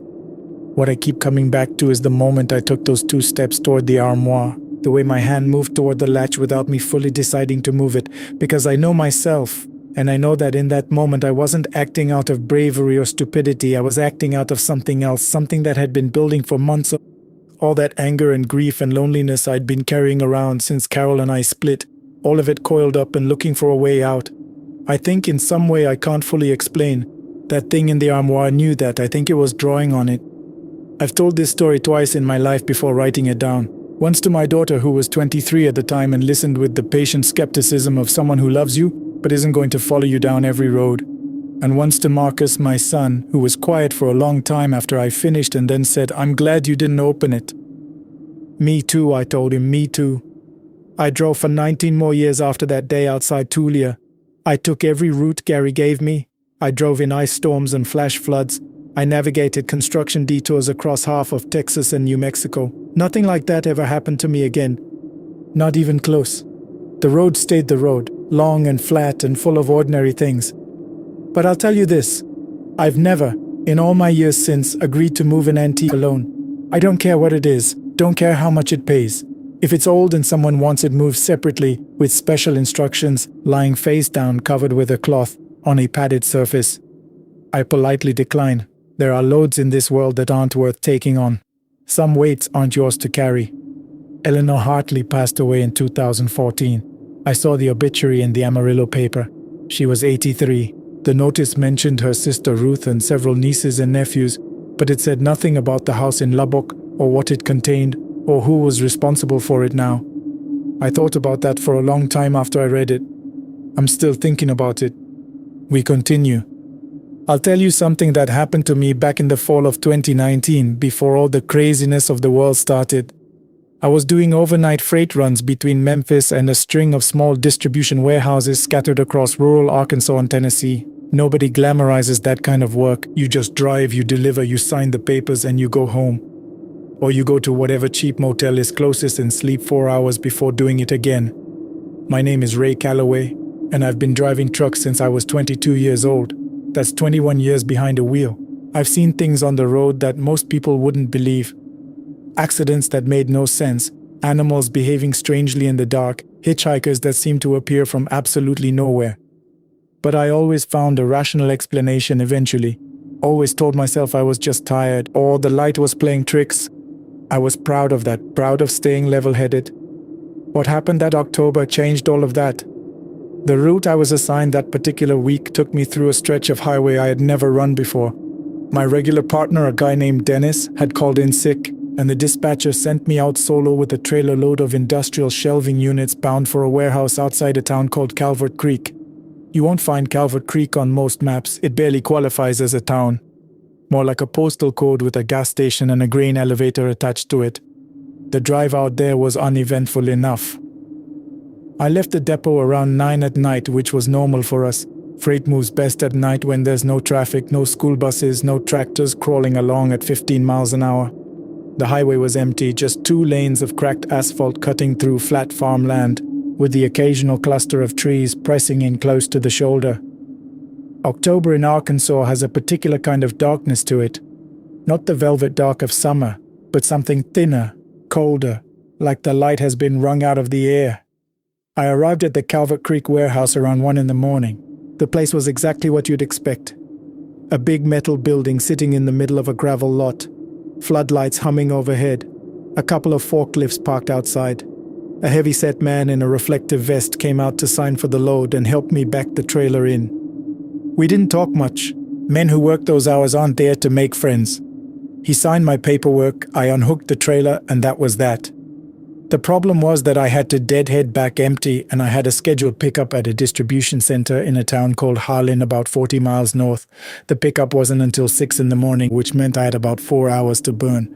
I could have parked in the warehouse lot and slept in the cab, which is what I normally would have done. But I was restless. Something about that night was making me uneasy, though I couldn't explain why. There was no particular reason for it. The air was still, the roads were clear, nothing had gone wrong. It was just a feeling. The kind you get sometimes when your body knows something before your brain catches up. I decided to drive north slowly. Maybe find a diner or a truck stop along the way. Get some coffee. I'd been on the road about 20 minutes when I saw the sign. It was hand-painted, white letters on a dark green board, nailed to a wooden post at the edge of the highway. Harlan shortcut, 7 miles. There was an arrow pointing left toward a narrow county road that disappeared into a stand of pine trees. I'd checked the map before I left and I didn't remember seeing that road, but it was late, I was tired, and 7 miles off the main route didn't seem worth worrying about. I turned left. The county road was paved but barely. It was one of those old rural roads that looked like somebody laid asphalt once in the 1970s and never touched it again. Trees pressed in on both sides, close enough that the branches scraped the top of my cab when they swayed in the wind. The road was also narrower than I liked for a truck without a trailer. Tight enough that if I met another vehicle coming the other way, one of us would have to back up. But there was no other traffic. There was nothing out there at all. I'd gone about 4 miles when my headlights caught something on the right shoulder. A figure. A woman, walking alone. I slowed down immediately. You don't pass a person walking alone on a country road at 1:30 in the morning without at least making sure they're okay. She was maybe 40 feet ahead of me, moving in the same direction I was driving, unhurried, like she was taking a stroll. She was wearing a light-colored dress, yellow or cream. It was hard to tell in the headlights. And she had no coat despite the cold, no bag, no phone visible in her hand. I pulled up alongside her and rolled down my window. "You need help, ma'am?" She stopped walking and turned to look at me. She was older than I'd expected, somewhere in her 60s, maybe more. Her hair was white and loose around her shoulders, and her face was calm in a way that seemed wrong given the situation. Not calm like a person who is confident, calm like a person who has stopped being afraid of things. "My car broke down," she said. Her voice was steady, quiet, almost flat. "About a mile back." "Where are you headed?" "To my daughter's house, over in Harlin." I thought about it for a second. I know the standard advice, don't pick up strangers, especially alone, especially at night. But this was a woman in her 60s, in a thin dress, in 40-degree weather, on a road with no houses and no lights. Leaving her there felt wrong in a way I couldn't get past. "Hop in," I said. "I'm going through Harlin anyway." She walked around to the passenger side and climbed up. She moved carefully but without difficulty, like someone who was used to physical effort. She smelled faintly of something I couldn't place at first. Something dry and powdery like old wood or dried flowers. She buckled her seatbelt, folded her hands in her lap and looked straight ahead. We drove in silence for a minute. I turned up the heat. "You got family in Harlin?" I asked, just to fill the silence. "My daughter and her husband," she said. "They've been there a long time." "What's your name, if you don't mind me asking?" "Elaine," she said. "Elaine Marsh." Something about the way she said it struck me as strange. Not the name itself, but the way she said it. Like she was reciting something, like she was remembering it rather than stating it. We kept driving. The road curved through the trees and then opened up briefly onto a cleared field, and I could see the sky properly for the first time in miles. A wide, cold slice of stars with no moon. Then the trees closed in again. "You ever been on this road before?" I asked. "Many times," she said. "I know every bend of it. I just came through Calvert Creek. You from around that area?" She was quiet for a moment. When she answered, her voice had changed slightly. It was softer. "I was," she said, "a long time ago." I didn't push further. There was something in her tone that closed the door on that subject. The way people sound when they're talking about something they've left behind and don't intend to revisit. We drove for another 10 minutes before the road curved and I could see lights ahead, the beginning of Harlin's outskirts. A water tower, a few lit windows, the yellow glow of a traffic signal on the main road. I felt a small measure of relief. "This is close enough, I expect," I said. I turned to look at her, expecting her to point me toward a street or a neighborhood. She wasn't there. I don't mean she had gotten out while I was driving. The door hadn't opened. I hadn't stopped. The seat belt was still buckled, hanging loose like it had never been used. The seat was empty. There was nothing there except the faint smell, that dry, powdery smell, and the faintest impression of warmth on the vinyl, as if someone had been sitting there until just a moment ago. I stopped the truck in the middle of the road. I sat there for what must have been 2 full minutes just staring at the empty seat. My hands were on the wheel and I wasn't moving them. I kept telling myself there was an explanation, that she had somehow gotten out at a stop I didn't remember making, that I had dozed off for a second without realizing it, that anything at all, had happened other than what it looked like. I couldn't make any of those explanations work. Eventually I drove into Harlin, found a gas station that was open, and parked. I went inside and bought a cup of bad coffee and sat at the counter and didn't say a word to the woman working the register. I just sat there and thought. After a while, the woman behind the counter, 50s, heavy-set, hair pulled back, started wiping down the counter near me. She made conversation the way people in small towns do, easy and unpressured. Passing through? Yeah, I've got a pickup at 6. Long night, she said. Longer than I expected. I hesitated. Then, because I needed to tell someone, I said, I picked up a woman on the county road south of town. Old County Road runs through the pine stretch. She said her car broke down. The woman behind the counter stopped wiping. What did she look like? She asked. Her voice had changed. It had gone careful. Older lady, white hair, light-colored dress. Said her name was Elaine Marsh. The woman set down her rag slowly. She looked at me with an expression I recognized immediately. Not skepticism, not amusement. It was recognition. The kind of look people give you when you've just confirmed something they already believed. Honey, she said quietly, that road's been closed to through traffic for 11 years. I drove it tonight. The sign was right there. The sign for the shortcut? She shook her head. That sign's been gone for decades. Kids tore it down back in the 90s. The county closed the road after the flood took out the culvert. She paused. And Elaine Marsh. She said the name carefully, the way you say the name of someone you're not supposed to be talking about. She died on that road, the woman said. Must be going on 15 years now. Car accident, late at night in October. She was on her way to her daughter's house over on Mill Street. I put my coffee cup down. Her daughter still lives here? Ruth Marsh, well, Ruth Hennessy now. She lives on the same street she always did. The woman looked at me steadily. You really saw her? I didn't answer that directly. I paid for my coffee and walked outside into the cold air and stood by my truck for a long time, looking back down the road I had come from. I'm not a man who believes in things he can't explain. I've spent my whole adult life operating in a world that runs on paperwork and deadlines and cubic tonnage and miles per gallon. I believe in what I can weigh, measure, and document. But I drove that road. I heard her voice. I felt the warmth of a person sitting 3 feet away from me for 20 minutes. I kept a pickup appointment at 6, loaded the freight, and drove back to Memphis without stopping. I didn't take any detours. I didn't take any shortcuts. When I got back to the depot, I filed my regular delivery report and didn't mention any of it. What would I have written? What checkbox was there for that? But I did one thing before I went home to sleep. I looked up the accident online. Local newspaper archives, the kind of thing small-town papers put up when they digitize their old issues. October 14th, 2004. A 63-year-old woman named Elaine Marsh had been killed when her car left the old county road south of Harlan and struck a tree. She had been on her way to visit her daughter. The article included a photograph from her obituary. White hair, calm face, the kind of face that had stopped being afraid of things. I've run freight across a dozen states in the years since. I've driven roads that would make most people nervous. Mountain passes in February, coastal routes in hurricane season, desert highways in July when the heat shimmer makes the asphalt look like water. I always check my mirrors. I always check the passenger seat.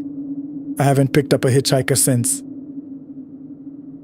Mountain passes in February, coastal routes in hurricane season, desert highways in July when the heat shimmer makes the asphalt look like water. I always check my mirrors. I always check the passenger seat.